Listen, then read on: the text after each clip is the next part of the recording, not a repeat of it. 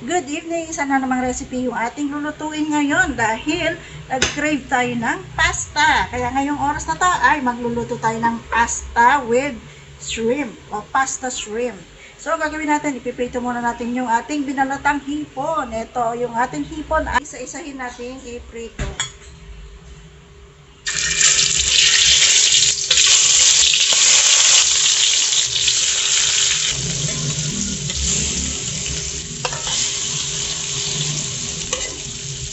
Ito muna natin at saka natin babalik na rin pagka nagkulay orange na siya.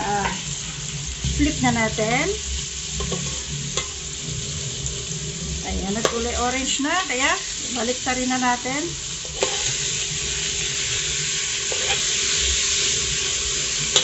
Hapon ko pa gustong kumain ng pasta. Ngayon lang ako nagkaroon ng time na magluto. Antayin lang natin maluto at saka natin hahanguin at isa-set aside natin. Ayan na yung ating prinitong hipon. At mag-start na tayong mag-gisa. Lagyan na natin yung ating bawang. Same pan. Yan na rin tayo mag-gisa. Pag nagisa na natin yan, pipigaan natin siya ng lemon. Pigaan na natin ng lemon. Okay na yan. Pagkatapos natin lagyan ng lemon, lagyan natin ng paminta, asin, konting asin lang, at syempre, lagyan din natin ng chili flakes. Ay, ang dami. Ayan.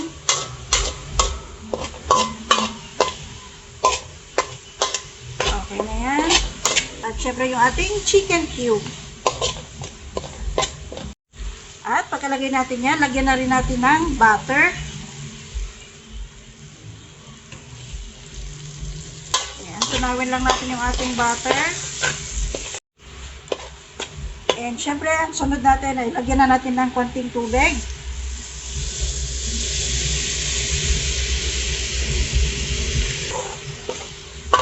At hayan lang natin siyang kumulo. And hayan, pwede na natin ibalik yung ating hipon. Ayan yung ating hipon. Balik na natin siya.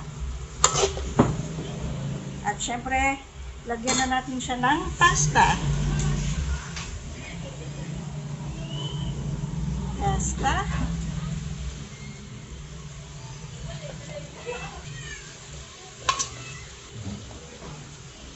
Medyo marami yung ating pasta.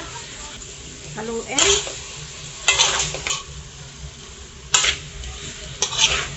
Meron naman siyang ibang kulay. Lagyan natin ng parsley. Ayan, chinap ko lang yung parsley. Ay, ang ganda ng color. Pampaganda ng kulay. Haluin natin.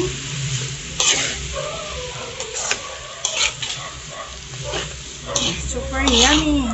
Amoy pa lang. Ayan, mix lang natin maigi.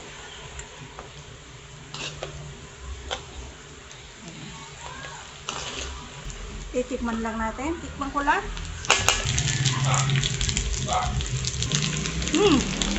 Oh, wow. Ay, napakasarap. Grabe.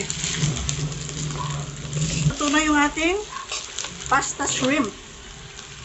Para maiba naman yung ating spaghetti. Hindi yung laging orange. Napakasarap. Grabe. Ayan, ayan. Ready to serve. That's it.